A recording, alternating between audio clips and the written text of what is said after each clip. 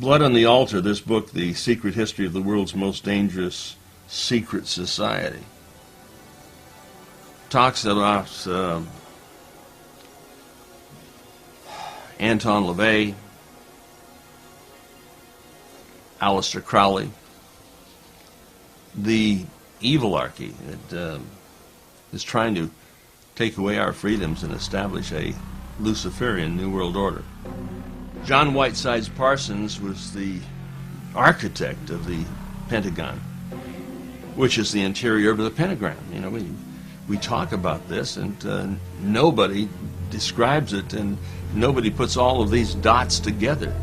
It's possible that some members of Skull and Bones may also be a member of the O.T.O, the Ordo Templi Orientis, which is this black lodge, a specialized Freemasonic lodge started in Germany.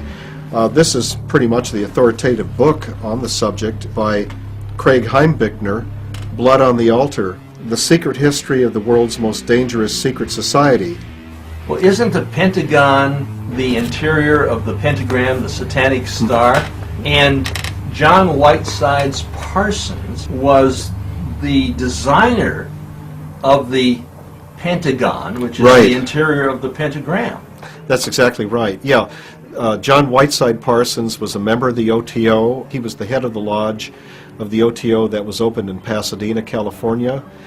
And he was associated with Aerojet and also the Jet Propulsion Laboratory in Pasadena. Jordan Maxwell pointed out that the Pentagon is the inside of a pentagram, and that the way the building is configured and the way it's oriented geographically is to draw, it's like an occult talisman that will draw down power from the North Star Thuban, the god of war.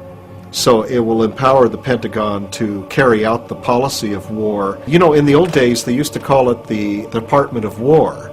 Now it's called the Department of Defense. The Skull and Bones had in its membership a fellow named Stimson. He was the Secretary of War during World War I, which was created. We have Stimson, Secretary of War during the creation of World War II and the bombing of Pearl Harbor, and I think every historian, every politico in the world knows that the Second World War was brought about by this attack, and the President of the United States knew about it. It's amazing how this story has been buried for, what is it now, 66 years? Well, I wrote a book on it with Colonel Curtis B. Dow, Roosevelt's former son-in-law, called The Warlords of Washington. You have the President of the United States knowledgeable about the attack, wanting the attack, and we see the current President of the United States, George Walker Bush, from the Skull and Bones.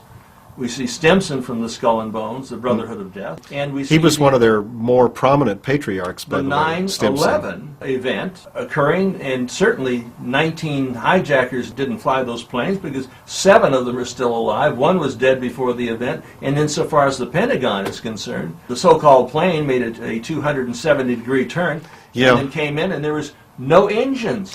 Well, how can a 125-foot wingspan disappear in a 16-foot hole? I know. I'm baffled by it, Anthony. Rosa O'Donnell is right.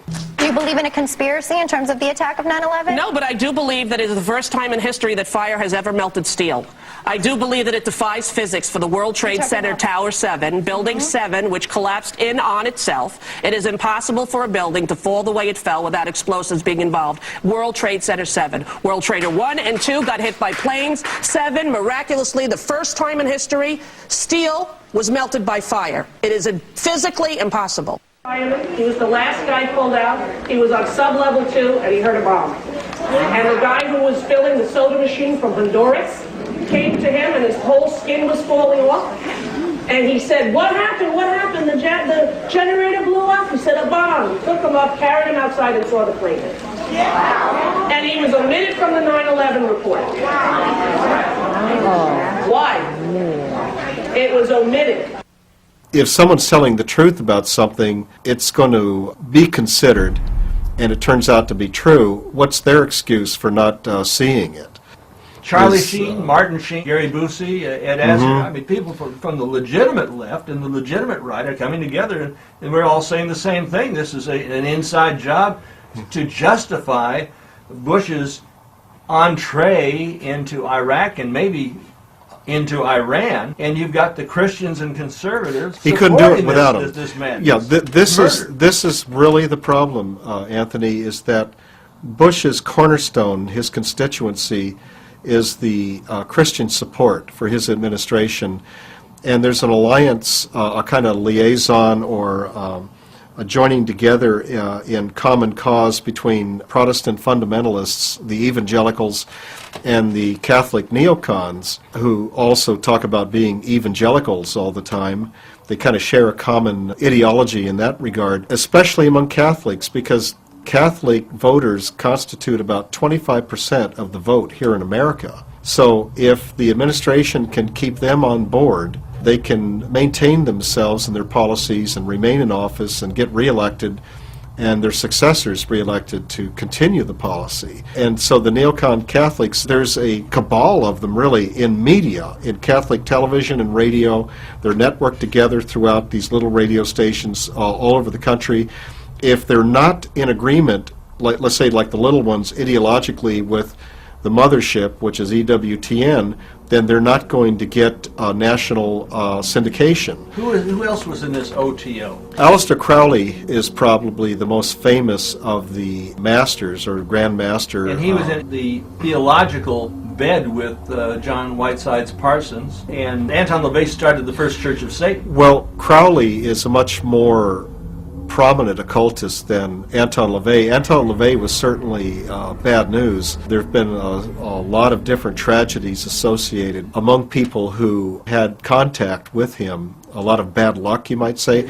But Crowley was in the stratosphere of the occult world. He, at one time, was in British intelligence. He was a high-ranking Freemason, and then he was brought into the Golden Dawn, which is another Masonic organization. He was too radical for that crowd, and they kicked him out, and so then he lateraled over into the O.T.O., and inherited the mantle of leadership in the Ordo Templi Orientis. I understand he was addicted to opium. He was also a mountaineer. He was an unusual person. Blatant homosexual. I think anything went with Aleister Crowley. It's all in Craig Heimbichner's book. So we have Aleister Crowley. Mm-hmm. We have Anton LaVey from the First Church of Satan. And by the way, in Rosemary's Baby, you know who the devil was who raped Rosemary? Yeah, as I understand it, was Anton LaVey. He probably provided some technical direction to supervise the scenes to make sure of the occult authenticity of them.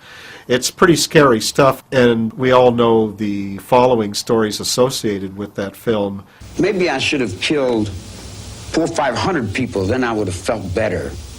Then when I felt like I really offered society something. These are minor murders compared to the murders Yeah, that they are are. conducted by Yeah.